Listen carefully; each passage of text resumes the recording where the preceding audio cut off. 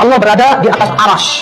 Ini keyakinan Imam Syafi'i, keyakinan Imam Ahmad, keyakinan Imam Abu Hanifah, keyakinan siapa? Imam Malik bin Anas. Dan ini keyakinan yang diriwayatkan dari para sahabat, para tabi'in, dan ini yang ditunjukkan oleh dalil Al-Quran dan hadis Nabi SAW. Pak Badrus, saran saya Anda jangan berhalusinasi. Mau ikut akidahnya Ibnu Taimiyah silahkan, tetapi tidak perlu mengelabui, tidak perlu menjelaskan kepada orang-orang seolah-olah akidah Anda itu akidahnya 4 ulama madhab, seolah-olah akidahnya tabi'in dan sahabat, seolah-olah itu berdasarkan Al-Quran dan hadis.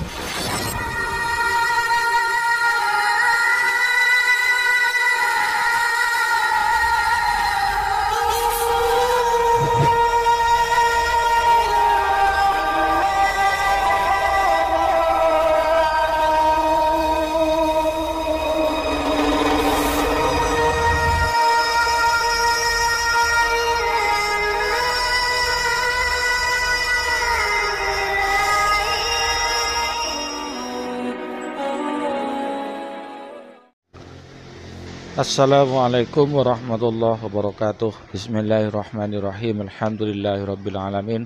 Nahmaduhu wa nasta'inuhu wa nastaghfiruh wa na'udzu billahi min syururi anfusina wa min sayyiati a'malina. May yahdihillahu fala mudhillalah wa may yudlil fala hadiyalah.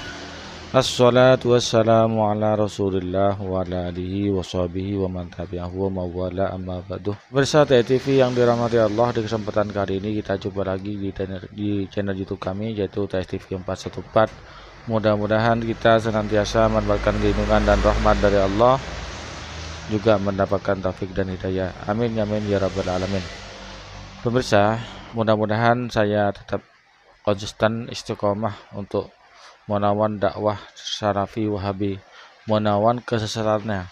Tapi kalau dakwahnya benar, saya tidak akan ngereceh, tidak akan mengganggu, tidak akan mereaksi, tidak akan mengomentari. Yang kami sangkal, yang kami yang kami tolak itu pemahaman-pemahaman yang tidak sesuai dengan ajaran baginda Rasulullah SAW. Di antara ajaran-ajaran Wahabi yang menyimpang yaitu meyakini Allah berada di atas arash, yaitu dengan berdasarkan ayat Ar-Rahmanu 'alal 'arsy istawa. Jadi mereka meyakini bahwasanya Allah itu berada di atas arash. Jadi berada itu berarti bertempat, di atas berarti dia berarah. Subhanahu wa ta'ala, Allah Maha Suci. Allah tidak butuh tempat, Allah tidak butuh arah, ya. Ini diantaranya adalah dakwahnya dari Yahya Badrus Salam, ya. Demi untuk melegalkan pemahamannya yang tidak sesuai dengan pemahaman para sahabat dan para tabi'in, yaitu Yahya Badrus Salam ini mencatut nama imam 4 mazhab, ya, agar pemahamannya ini diterima oleh kalangan umat Islam.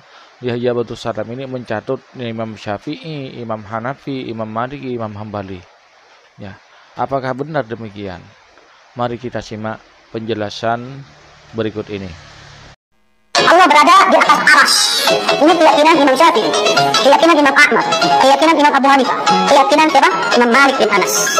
Dan ini keyakinan yang diriwayatkan dari para sahabat, para tabi'in, dan ini yang ditunjukkan oleh dalil Al-Quran dan hadis Nabi SAW. Pak Badrus, saran saya Anda jangan berhalusinasi. Mau ikut akidahnya Ibnu Taimiyah silahkan, tetapi tidak perlu mengelabui, tidak perlu menjelaskan kepada orang-orang seolah-olah akidah Anda itu akidahnya 4 ulama madhab, seolah-olah akidahnya tabi'in dan sahabat, seolah-olah itu berdasarkan Al-Quran dan hadis. Padahal itu klaim Anda saja. Assalamualaikum warahmatullahi wabarakatuh. Bismillahirrahmanirrahim. Allahumma sholli ala sayyidina Muhammadin wa ala alihi wa sahbihi ajma'in, amma ba'du.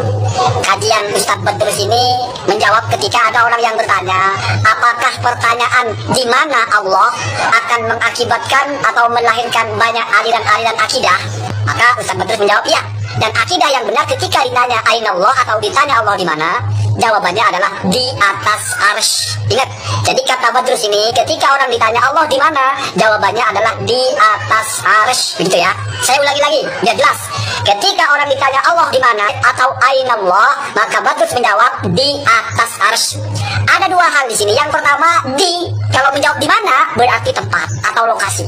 Atas kalau berkaitan dengan tempat berarti arah. Artinya ketika ditanya Allah di mana, maka menjawab dua hal, arah dan tempat. kan begitu. Kemudian Badrus ini dengan begitu pedenya menjelaskan bahwa itu adalah akidahnya Imam Hanafi, akidahnya Imam Malik, akidahnya Imam Syafi'i, akidahnya Imam Ahmad, dan diriwayatkan dari para tabi'in, para sahabat, dan itu sesuai dengan dalil Al-Quran dan hadis. Sekarang mari kita buktikan. Yang pertama, bagaimana ketika Imam Abu Hanifah ditanya Aina Allah atau Allah di mana? Wa qala aidan qultu. Jadi Imam Abu Hanifah ini ditanya, bagaimana pendapat Anda bila orang bertanya Aina Allah atau Allah di mana? Maka Abu Hanifah menjawab, yuqalu lahu, jawabkan kepada orang itu, Allah itu ada tanpa tempat. Allah itu ada sebelum adanya makhluk, dan Allah itu tidak ada di mana. Gitu ya. Artinya, kalau ada orang bertanya Allah di mana, kita tidak menjawab ada di satu tempat, karena Allah tidak bertempat gitu.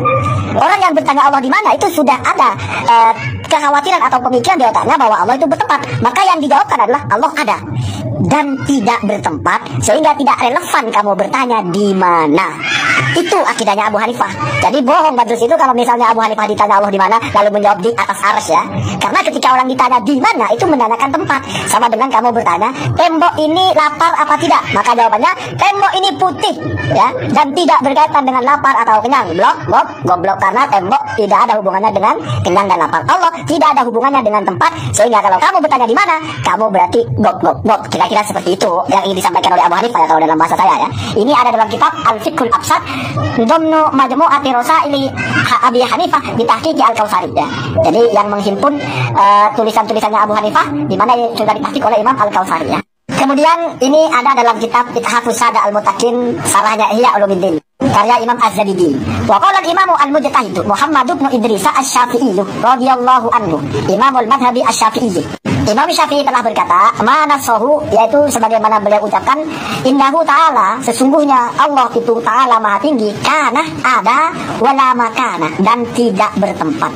Fa khalaqa al-makana, maka Allah menciptakan tempat, dan Allah itu bersifat azali. Jadi adanya Allah itu tidak ada permulaannya, tidak pernah tidak ada. Kama kana qabla khalqihi, sebagaimana adanya Allah itu tetap sama sebelum Allah menciptakan al-makana kepada tempat. Tidak layak atau tidak pantas, tidak boleh Allah itu mengalami perubahan fi dzatihi, di dalam zatnya, wala tabdilu, dan juga tidak layak Allah itu mengalami pergantian fi sifatihi, di dalam sifatnya. Jadi Allah itu ada sebelum membuat tempat. Allah itu ada tanpa tempat. Sifat-sifat Allah, zat Allah itu tidak akan pernah ada perubahan.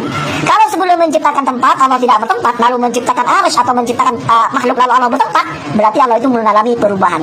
Itu tidak mungkin terjadi pada Allah. La yajuzu 'ala Allah. Ini ucapannya Imam Syafi'i, menafikan tempat.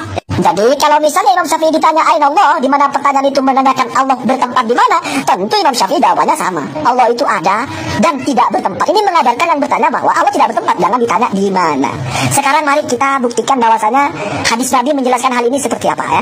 Kita ambil dari kitab Al-Asma wa Sifat karya Imam Al-Baihaqi, itu kitab populer sekali. Imam Baihaqi mengatakan atau menuliskan, kata Imam Al-Baihaqi, sebagian dari ashab kami, ashab Asy'ariyah yang mengatakan dan menafikan Allah tidak bertempat ya. Apa dalilnya? Yaitu sabda Nabi, ya Allah engkaulah zat yang zahir, tidak ada sesuatu di atasmu, wa antal batinu, dan engkau zat yang batin, falaisa dunaka syai'un, tidak ada sesuatu di bawahmu. Itu hadisnya.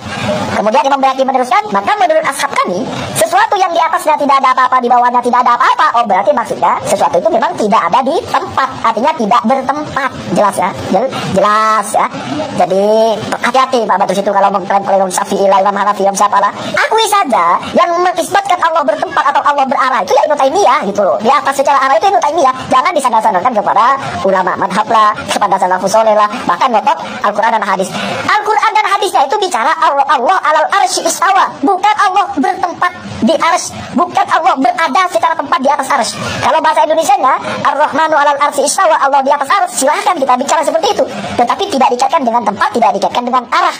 Begitu ya. Kenapa? Karena kalau kita menolak Allah di atas arsy, dianggap kita menolak ayat. Ya, karena dipahami mereka, ketika kita menolak Allah di atas arsy, seperti yang mereka pikirkan, seolah-olah kita menolak ayat. Padahal kita menolak pemahaman Anda yang mengatakan Allah di atas arsy, atas secara arah, di mana itu berkonsekuensi berarti ada di satu lokasi. Di mana ini memang akidah Anda seperti itu. Ya, akidahnya Ibnu Taimiyah kan seperti itu. Semakin tinggi kita ke atas, semakin dekat dengan Allah. Itu berarti sudah jelas tempat, sudah jelas arah. Dan itu diambil dari ulama sebelumnya, yaitu Imam Asy-Sya'darimi ya, di mana oleh ulama-ulama yang lain memang diklaim sebagai mujassimah. Sekarang masalah tempat sudah selesai. Yang kedua, masalah arah, apakah Allah ada di sebuah arah? Simak penjelasan berikut ini. Tulisan yang nampak di depan saudara-saudara ini atau sahabat-sahabat ini, wa qala innahu qaulu Abi Hanifah wa Malikin wa Syafi'i wal Asy'ari wal Baqillani. Kalau kita bahasa Indonesia kan berkata sekelompok besar dari ulama salaf dan juga ulama khalaf bahwa sesungguhnya orang yang meyakini arah, yaitu maksudnya Allah ada di satu arah, dia kafir, sebagaimana hal ini ditegaskan oleh Imam Al-Iraqi. Ini ada dalam kitabnya Al-Amaliyah. Dan hal ini juga adalah ucapan dari Imam Abu Hanifah, ucapan dari Imam Malik, ucapan dari Imam Syafi'i, dan ucapan dari Imam Asy'ari, dan ucapan dari Imam Al-Baqillani. Dengan pernyataan seperti ini jelas bahwa akidah Asy'ariyah sama dengan akidah ulama salafus soleh. Berbeda dengan akidahnya Salafi Wahabi yang menetapkan bahwa Allah ada di atas ars. Satu tulisan seperti ini ditulis berulang-ulang di berbagai kitab. Yang pertama ada dalam kitab Merqatul Mafatih, syarahnya Mishkatul Masobeh, juz 3 halaman 270 dan 271. Itu tulisan yang kecil itu. Ini karya Imam Mulla Ali Al-Qari, Al-Faqih Al-Hanafi. Yang kedua adalah kitab Fathul Ilahi fi Syarhil Mishkati, karya Imam Ibnu Hajar Al-Haythami. Ini juga menyantumkan apa yang sudah saya sebutkan tadi.